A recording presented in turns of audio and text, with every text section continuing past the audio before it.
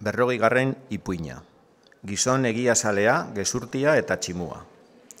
Gizon bik irten zuten elkarrekin lurra eta herriak ikustera. Bata zen egiazalea eta bestea gezurti hutsa. Zebiltzan heldu ziren tximuak zeuden baso batera. Tximu nagusi edo besteen buru bezala zenak esan zien beste tximu menpekoei. Haranon daukadazan gizon bi, zoazte eta esan iezaiezue datozela nire aurrera. Egin zuten mandatua tximu batzuek, eta eraman zituzten gizon haiek tximu nagusiaren aurrera.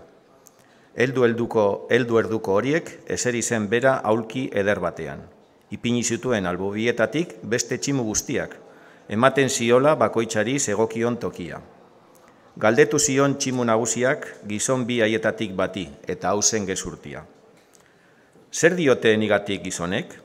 Erantzun zion, deritzat zuzarela errege handi bat, zure inguru eta aldamenetan daudenok direla batzuk jaun handiak eta besteak soldadu agintarien artekoak. Gezurra baserion ere, jaso zuelako hitz labainekin erregetxeraino. Erregeren izena aditu nahi zuen tximu nagusiak, diotsa. Esan duzulako egia, emango zaizu sari eder bat.